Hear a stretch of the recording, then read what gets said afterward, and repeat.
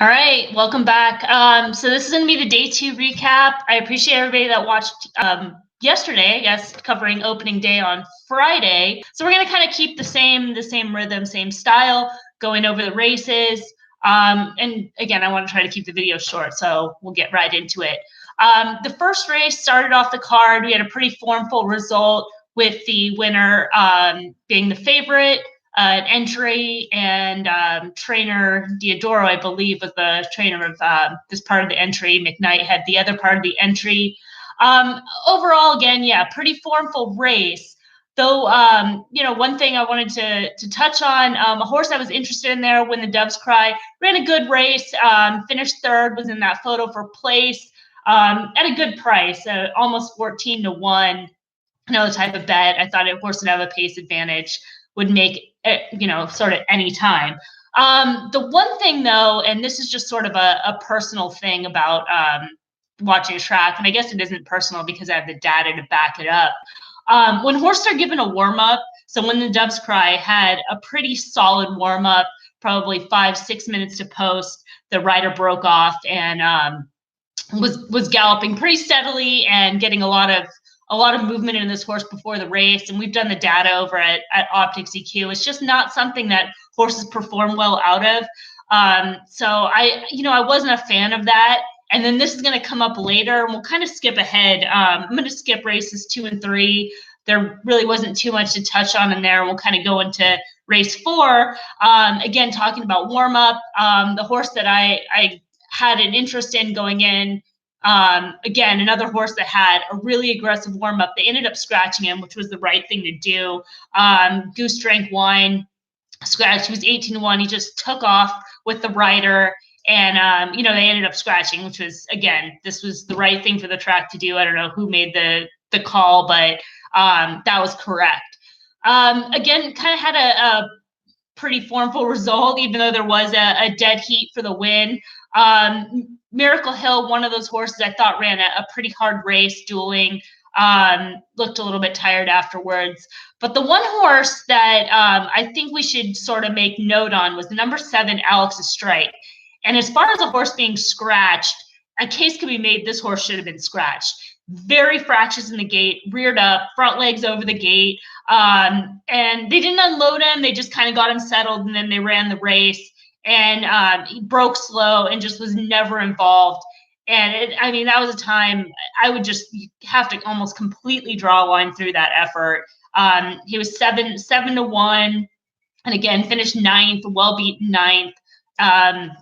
We'll just kind of put a line through, and I think there's upside off that horse going forward. Race 5. So this is the split division of the 5th season stakes. The first. Kind of clear this out, get some screens organized here. The first of the 2 of the split division. The race itself, this is one of the races I highlighted on Brisnet. Again, those selections should be up today. I wrote them out a few days ago and sent them out. I'll kind of send a note, make sure they're posted. If not, we'll post it over at Optics EQ, free, of course. Just make sure that you log in. And I guess while I'm talking about that, there's race of the day information for Santa Anita as well.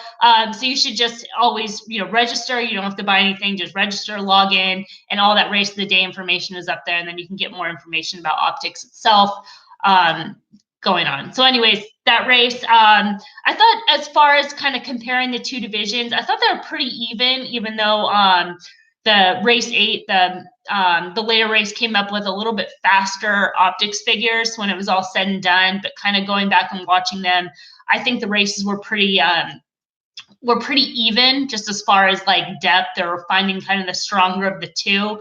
Snapper Sinclair finished 2nd after dueling throughout. He was caught by Guest Suite. Guest Suite ran a big race. It's a horse I've been kind of following. I think he might have been a Derby future bet for me. It might have been my last Derby future bet I ever made. But anyways, this horse had some back class, coming off a race that was a little bit sneaky over at Turfway Park. Thought he had an upset look. Again, he did. Good race from him. Night Ops, maybe worth a follow, not the most ideal trip, kind of moved a little bit early outside of horses. Otherwise, kind of some maybe a little bit of class concerns on those other horses. maybe I'll just go ahead and skip. Well, let's keep it in order. We'll stay for you guys making notes at home. We'll keep it in order here. Going into race 6. All right, so race 6.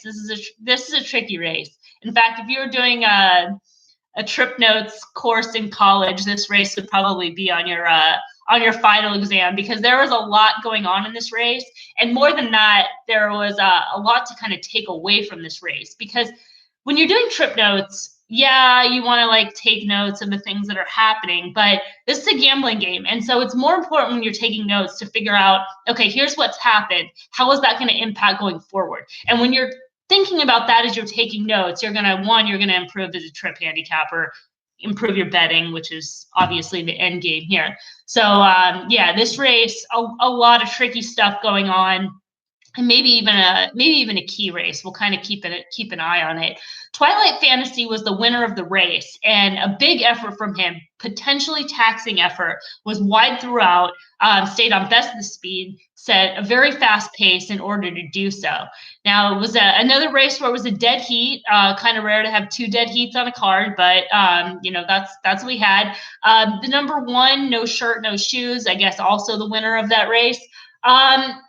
His effort, I think, was fine. I mean, he had sort of the setup of the trip, was able to save ground. The race, blanket finish, obviously that dead heat, but there was 3 horses on the line. I thought it was kind of a little bit plotty. Maybe want to see blinkers on him. Number 9, Background. This is a good effort. I mean, he kind of took up at the start, had some trouble, saved ground and closed. Now, he did have the flow, right? It had a lot of pace to move into, but still pretty solid effort considering the trip. Dust Devil finishing 4th. For a first start, I thought it was good. A little bit of traffic, but kind of overall had sort of that positive inside-out trip in there. And let me see a couple other horses worth mentioning. The number 10 also sort of a little bit flow aided, but did close through some traffic, showing some interest there. I guess number 11, worth a mention, because he did go off as the favor. That's Feathered Indian for Diodoro, I believe, making his first start here. Yeah, he was the favorite in that race, 2.5 to 1. Not an ideal trip for him, chasing wide throughout. And sort of losing ground, a little bit of contact late in the lane, but at that point in time, he kind of already given up his race, had already started to tire. So I think probably the ground loss more than that late contact playing a factor there. But again, if you want to, improve your handicapping just as like a little bit, or trip handicapping, a little bit of an exercise, that's certainly a race that we'll challenge you. And if you find something I missed or something you want to comment on, obviously send me a note. I'm totally open to hearing that. All right, we'll move on to race 7, talking about race shapes and race flows. So we had a very, very, very fast pace set in this race, early, middle, and then the race kind of slowing late. With that said, still a big effort from the winner, Whoa Nelly. She came from off the pace, made a big move and a big close, clearing the field by open lengths to the wire. Good training effort coming off a good race before for Larry Jones. So noted that pace, the pace setter in there, Lady Subi, she had some pressure early, sort of used to clear from those horses. Overall, I don't think she's a horse that really wants to go 2 turns, even though she's had it. She's been able to perform well around 2 turns. I just still don't think it's quite her ideal. She was sent out by John Sadler. Sadler, again, he keeps sending out live horses here. Just something to keep in mind in these opening weeks when you see those horses show up on the card. Carrie Ann, I don't know. I'm really bad with names. The number 6 horse in there, kind of a sneaky good effort for her, because she was wide throughout and sort of from a mid-pack position, so maybe a little bit of flow, but I think the ground loss and the overall effort, that was promising for her. Good effort. Number 5, I think, she kind of took back off the pace, and a free trip and moving up late, a good second, again, sort of no match for the winner. Maybe a little bit more favorable trip there. And then let's see, kind of the underneath horses. Number 3, Not a Product Price, and number 1 Magical. Number 1 Magical, watching a race. I mean, you forget she was in the race. She was so far out of it, made a little bit of a move, but considering how far back she was, and that kind of style, it's just such a tough running style to support going forward. All right, race 8. So this is we're getting back to the 5th season. Again, split division on this. Speed figures, as far as optics figures, came up a little bit higher for the first and second place finishers, Pioneer Spirit and Bankit. They finished together on the wire with Pioneer Spirit, the winner of that event. He was the best in speed. He took pressure throughout and doing enough to hold late. Though was drifting out, and you can see it on the pan shot, but you can really see it on the head-on shot. Him drifting out. Bankit, I thought, ran well. He was able to save ground, move in the clear, and kicked it in late. It was a good finish from him. Good effort overall. Mosito Rojo, a little bit flat. Kind of had a favorable trip, and then just sort of lack kick late. I like Bravazo going into the race. I thought this was kind of a good spot from him coming out of the graded stake races. His trip, it's hard to really be like, yeah, that was a real trouble, obvious trip, but it was more of a subtle trip. Race, the rider kind of had to make some decisions early. He was up close to the pace and took back, racing between horses, a little bit stressful, not ideal, and just positionally for him, not an ideal trip. You would, given the class, given what he's done in the past, like to see a little bit more. So it's kind of tough to give him a full pass on that, but I think there's probably a little bit of upside off that trip. Underneath, MG Warrior, maybe just not quite at this level. Rated R Superstar, he made a wide move and then just sort of flattened out in the lane. Not a great trip for him, and then coming back off the layoff, probably a race that he needed, and maybe some upside out of that race. We're going to finish it out with race 9. Another race for older horses. The favorite in that race, we'll kind of start there, even though she finished 5th. The favorite of the race, Embolden, this is number 1. Going through the race, I don't know. She was made a really, really, really short price. To me, very soft favorite, the type of favorite you'd want to play against. She had a history of breaking slow. She broke slow here. I talked about it on the podcast with Ed. Talked about, if you follow any of my handicapping analysis on Brisnet or Optics, kind of a tendency for Joe Talamo to break horses slow, and that was the case here.